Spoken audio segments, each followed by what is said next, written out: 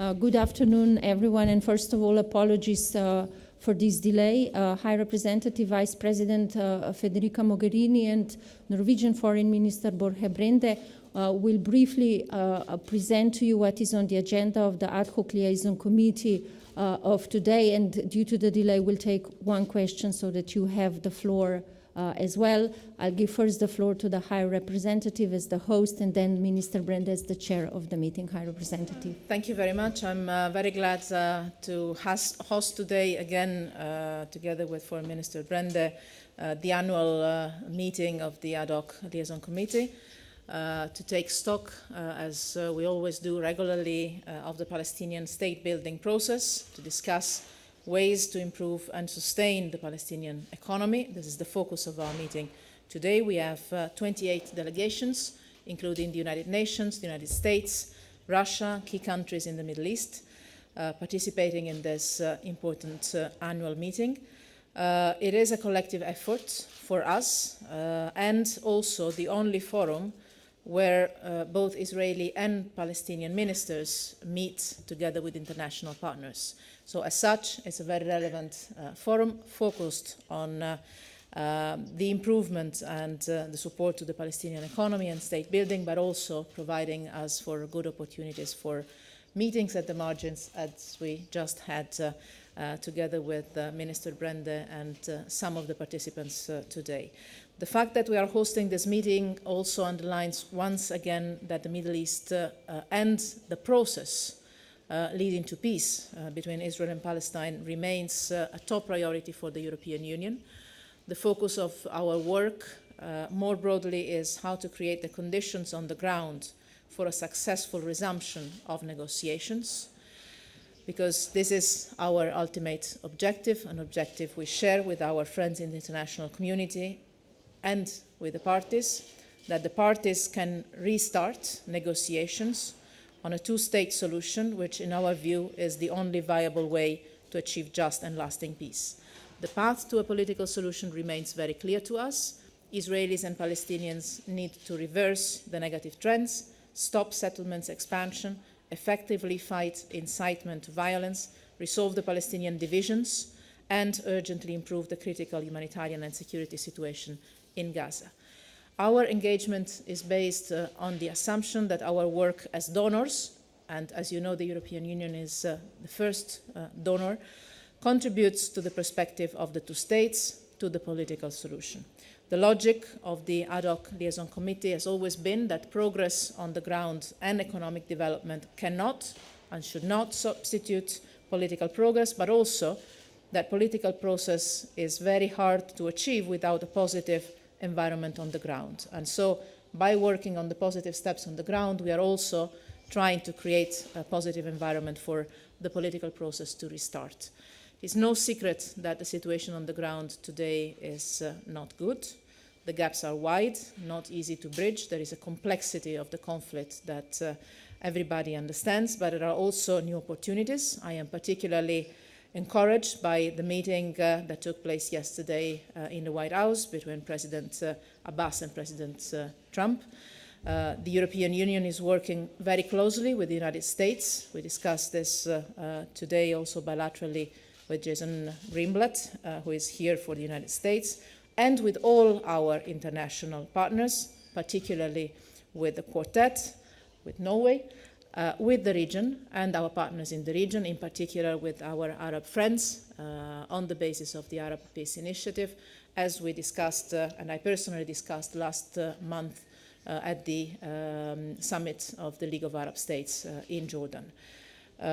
We are trying to mobilize all our resources, not only economic, but also political resources, in a combined and coordinated effort to help make renewed peace work successful.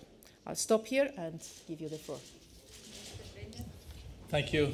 Thank you to the EU and to High Rep Federica Mogherini for hosting us here in Brussels today.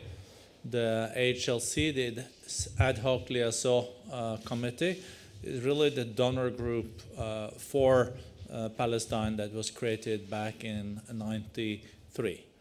And the importance of this committee should not be underestimated, as also High Rep Mogherini underlined. It is also where the Israelis and the Palestinians see eye to eye. We have Finance Minister Bishara from the PA here today. We also have Minister Hanegbi from Israel, and also the special envoy for President Trump, Mr. Jason Greenblatt, that just came from the meeting between President Trump and President Abbas yesterday in DC.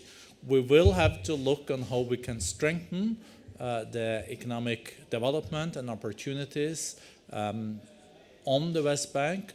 We also have to address the dire situation now in Gaza. 2 million people are in a humanitarian crisis, and that impasse has to be broken. We also have seen that the budgetary support for the PA has been going down. That is not because of the EU and Norway. We have to mobilize also other donors. But even more important is that we will again have a political track and a political initiative. We need to again have a political horizon where we see that the two-state solution will again be discussed between the parties. So these are some of the issues that we will be discussing today. Thank you very much. As I said, one question to Nureddin. Al Arabiya News Channel. I have a couple of questions, Madam Mogherini. Hamas announced 2 days before that they are about to, or they are accepting a Palestinian state in the border of for June 1997. I would like to have your comment and also the minister. And what is the level of ambition of this meeting regarding the budget difficulties and the financial aspect? Thank you. On the document that Hamas has made public a few days ago, that if I understand correctly, complements, doesn't substitute previous positions. We have seen some elements that are interesting ones. We will see what comes next in terms of actual political decisions. We have always insisted a lot, not only as the European Union, but also with our partners in the Quartet, on the Palestinian unity and the need to make sure that all Palestinian people, being them in Gaza or in the West Bank, live decent lives and benefit from a better standard of life. So we will see what kind of political, practical consequences some of the elements that are in this paper will bring. In terms maybe of the ambition of today's meeting on financing, I might leave this more to my Norwegian friend that chairs the committee. But I would like to stress one point that he also very rightly made. There is a strong commitment for sure from the European Union and Norway, so from a European side, very strong, has always been the case and will continue to be the case. But the donors' role or the donors' efforts alone would not solve the crisis, would not solve alone the issue.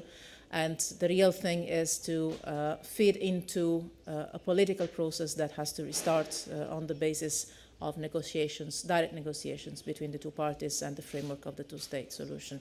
And this is also why we have used this day, somehow the convening power that Norway and the European Union can exercise together, to have a conversation with, bilaterally, but also together with some of the key actors that are present today, not only on the financial implications and the donors' work, but also on the political horizon, especially in these days where we might see some developments coming.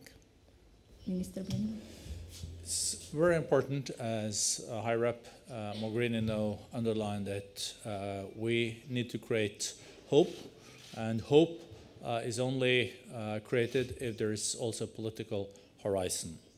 But an important part of the process moving forward also is reviving economic growth, jobs and opportunities in the Palestinian areas. And to make sure that that is happening, we need increased opportunities for investments. We have to also have more donors coming up with commitments to support development in the PA. And this is one of the important purposes of this meeting.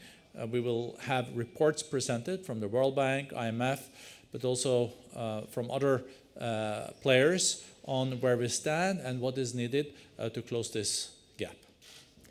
With this, I conclude the press point, and I believe Minister BRENDE will also be available at the end, as will the chair summary once the meeting is concluded around 6 o'clock. Thank you very much.